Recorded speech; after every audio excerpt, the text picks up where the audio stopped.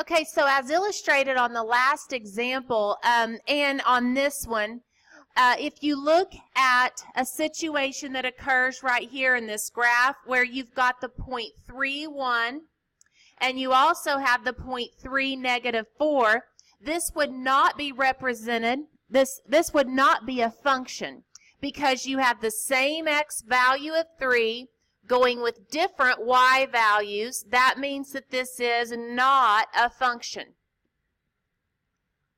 Okay, we ran into that same problem with the 1, 0 and the 1, 2 point from our last example. So what we have now is a little test called the vertical line test. This determines whether you have a function or not.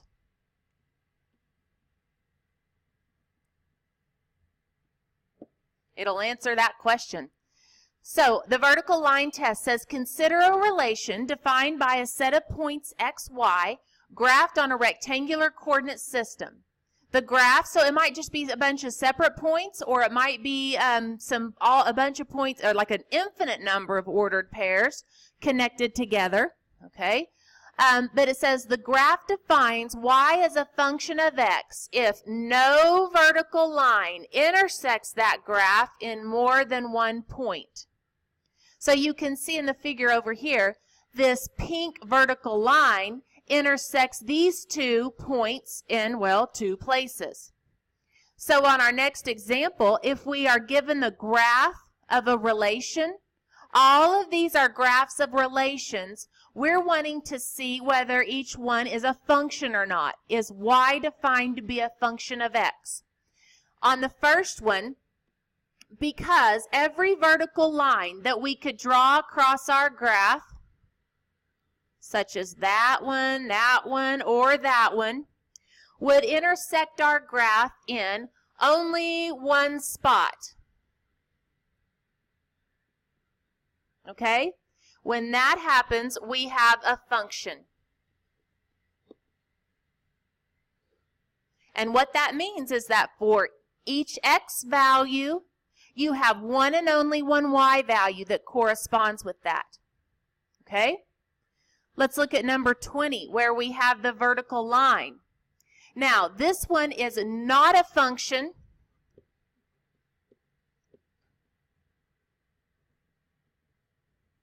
And let me tell you why. Because it is possible, remember this vertical line is made up of an infinite number of x, y ordered pairs, where the x is always equal to 2, and the y is anything else. So basically, when we draw a vertical line to do our vertical line test, that thing is intersecting in a bunch of different points here. Okay? So that's why this one is not a function. On number 22, the big question here, y'all, is are we able to draw a vertical line across our graph, and that vertical line will intersect the graph in more than one spot? Well, on this one, because of the closed circles, it is possible for this thing to fail the vertical line test. For example, here's, well, almost here. There, just about, is one example. Okay? Because we have those closed circles here, okay, what this is saying is that here and here at 1, 1, and also at 1, negative 1, this thing fails the vertical line test. It would also fail the vertical line test here and here. Okay? So this thing is also, this relation, we should say, is also not a function. Okay? Now, next we're going to be looking at these relations defined a couple of different ways. On number 26, we call number 26 a mapping. Okay? And it's just a diagram. And what you could do here is you could, from this mapping, give a bunch of x, y ordered pairs. For example here, in the set of x, we have 5, and it's being drawn to correspond with a y value of -4. We also have another point, 6, and it happens to also go with -4, as does the input value of 7, corresponds to the output value of -4, and the input value of 8 also corresponds to the output value of -4. So if we're looking to see if this mapping it describes a function, the question here is there an x value that corresponds to more than one y value? Okay, if so, it's not a function. So on number 26, this thing describes a function because for each x value that goes to a different y value. I'm sorry, I didn't say that right. For each of these x values, that corresponds to one and only one y value. What would make this thing not be a function is if you would have 5 corresponding also to a different number, like say 2. Like if 2 was hanging out here for y, and you also had 5 corresponding to 2, that would make this thing not be a function. Okay? But as it was anyway, that thing is a function. Now on number 28, hopefully after you completed the last homework in 2.2, you definitely recognize what this equation right here represents. Okay? Do you recall that this is a circle with a center at -3, -4, and a radius of square root of 1, which is 1. Okay? Well, if you can recognize that equation, we can at least visualize what that circle would look like. The center would be at -3, -4, and I just kind of eyeballed that with a radius of 1. Let's say that's what that would look like. And then from there, once you have the graph of a relation, you can test to see whether it's a function or not by the vertical line test. And you know what? This circle and any circle will not be a function.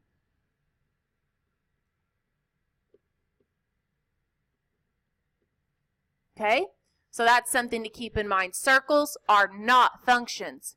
They are relations in x and y, because that equation describes a relationship between the x and the y, but not a special relationship to where it's a function. For each x value, that corresponds to one and only one y value. For this x value, whatever it is, it corresponded to 2 different y values. That's not a function. On number 32, y equals the absolute value of x, and x equals the absolute value of y. Let's look at each of these separately. Okay? So first of all, for y equals the absolute value of x, maybe you're kind of getting good at graphing that. Okay? Because if we can get the graph, we can apply the vertical line test and see if it's a function or not. And if you don't exactly know what y equals absolute value of x, what the graph looks like, again, feel free to put that on your graphing calculator or pull up Desmos and let's see. What would y equals the absolute value of x look like? It's that V shape right there, okay? And so that V shape, every vertical line you could draw across that graph would intersect the V shape in only one spot. Therefore, y equals absolute value of x is a function.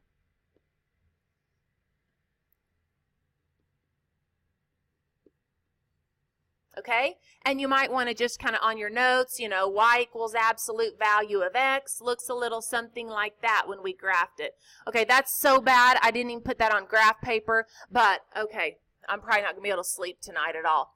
But now let's look at x equals the absolute value of y. Okay? Again, let's go back to Desmos, because Desmos does allow us to graph just relations. They don't have to be functions like most graphing calculators need to. Now I'm going to graph the equation x equals the absolute value of y, and look what we got there. There's the set of all xy ordered pairs that would satisfy the relationship x equals the absolute value of y. That's that little sidewards opening v.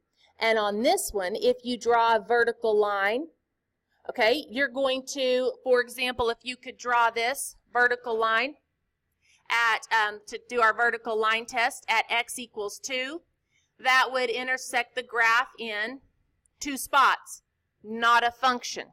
Okay? All right, I'm going to have to clean that up before I go back to my other one. So that thing was not a function.